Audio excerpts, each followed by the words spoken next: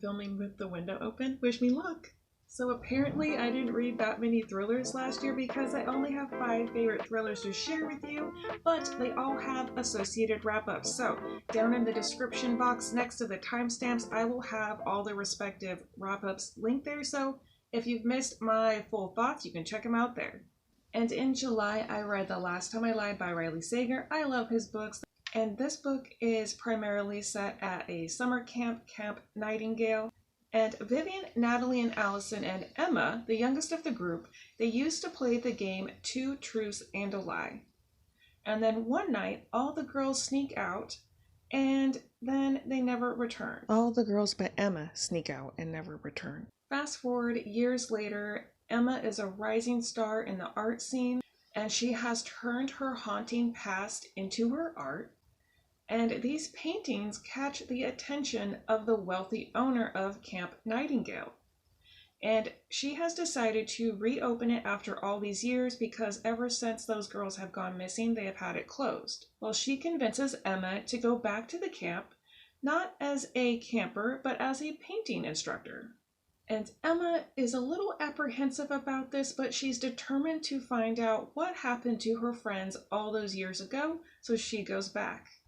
And when she's back there, she notices that things are pretty much the same, but there's now a security camera pointed at the door to her cabin. The same one that they stayed in all those years ago. And then cryptic clues are left here and there that point to a very weird past there at the camp. And she's trying to sort through lies while also facing some mysterious threats in real time. And the closer she gets to figuring out what happened, the deadlier things seem to get. This was a lot of fun. Like I said, he has a dual timeline in this book, which I feel Riley Sager does a really good job at those. And it really helps build the tension. It helps build the story. It has that kind of unsettling, creepy feeling all throughout where it's like, yeah, something really suspicious happened here, and then things get wild at the end. I know some people have said they don't really like the ending, but I loved it. I actually got scared towards the end. I was like, oh my god, if this were happening to me, I would be terrified. This is the perfect book to read during the summer because of the camp vibes, and also it kind of reminds me a little bit of the Honeys and Bunny, because you have a group of girls and there's something mysterious going on, something that you have to figure out. I would say if you're a fan of Riley Sager and you haven't read this, you absolutely should. However, he does spoil another book in this. This book, Lovely Bones by Alice Sebold, which I hadn't read yet. I still haven't read it. But when I got to page 275, I was like, oh, so that's who did it. So if you haven't yet read Lovely Bones, maybe read that first or just skip page 275. I understand how authors reference other books, but maybe don't spoil it. I mean, I don't know, maybe it's the wrong answer. You know, maybe it's a red herring. Maybe once I read Lovely Bones, I'll find out that maybe he didn't spoil it. But to me, so far, having not read that yet, it seems like he did spoil it. But other than that, I think I gave this 4.5 stars. I think I would have given it 5 stars, except he spoiled that book. I know, that's so nitpicky, I know. But this is really good, a lot of fun, highly recommend. And I have 2 favorite thrillers that I read in September. The first one is How Can I Help You by Laura Sims. And in this we follow 2 people who work at a library. And it's an obsessive cat and mouse psychological thriller. And you do get the 2 different perspectives where it flips back and forth. Sometimes you'll have the same situation, but you get the view from each of the characters, and so you get to see how the person acted, what they were thinking, and then vice versa. So I thought that was done really well. Normally I don't like that kind of Groundhog Day kind of vibe, but this actually added something to the story instead of just making it repetitive. Both of the characters are really fascinating, and I would say it's best to go into this blind. All you need to know is it's a library setting, and you've got 2 ladies who become obsessed with each other, and they both have their own reasons for why they're doing that. Don't read the inside flap. don't read the synopsis. If you love a more slow-paced, character-driven psychological thriller, this is the one right here. Oh, and this book gets bonus points for mentioning one of my favorite books, and it becomes a part of the story in a way. It's heavily referenced. I won't spoil for you what book that is, but you'll know it when you see it. And the second favorite thriller I have from September is Lord of the Flyfest by Goldie Moldavsky. Flyfest is a question, an answer, an enigma, a messiah, a sandal. It is all and it is nothing. It is sand, it is supermodels. It is the delicious mix of mental ecstasy, of physical ecstasy, and synthetic ecstasy. It is yachts and it is fly. And this festival definitely didn't turn out as advertised. So as you may be able to infer by the title, Lord of the Flyfest is inspired by Lord of the Flies. I did read Lord of the Flies right before reading this. I highly recommend doing that. There are a lot of references to Lord of the Flies in here, from the characters' names to how they behave, certain plot points. But I really liked what Goldie did in this book because she did something totally unexpected. I would think, okay, it's going to go this way, and nope, she took a hard left or hard right. Really entertaining. This book literally made me laugh out loud so many times. So in this book, we have a bunch of influencers who are set to go to this. Basically, it's a play on like Fire Festival, that whole fiasco. It's basically like that. But influencers go to this island. They're supposed to be at this festival. It's supposed to be a bunch of music artists playing there in this big old thing. And they get there, and nobody's there. Nothing's really set up. And because they don't want to look like fools, they just play it off like, oh, it's really happening. So they actually don't have internet at first. Well, they have somebody there who's able to hack it, and they get some Wi-Fi. And so they're pretending that the festival is going on. They're posting on social media, acting like they're having the best time of their lives because they can't be made to look like fools.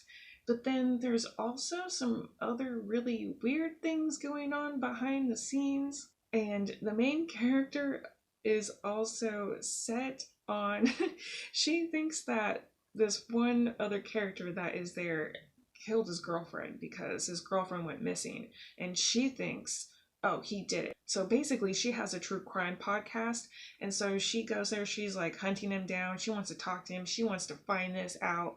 So you also have that little bit of like a mystery aspect going on. So yeah, this was really funny how the characters handled everything. And as I said in my wrap up, I will never think of Bronzer the same way again. This next book I read in November, and it is one of my favorite books of all time, hands down. It's almost 600 pages. I read it in 4 days, and 3 of those days were work days. So I probably would have read it in 2 days if it were a weekend. And this book is also not just a thriller, it has a mystery aspect, it also has a little bit of horror elements as well, and that is Night Film by Marisha Pessl. That's a little holographic there. And yes, this is almost 600 pages. I tapped quite a bit. So many good quotes in here. Just absolutely stunning.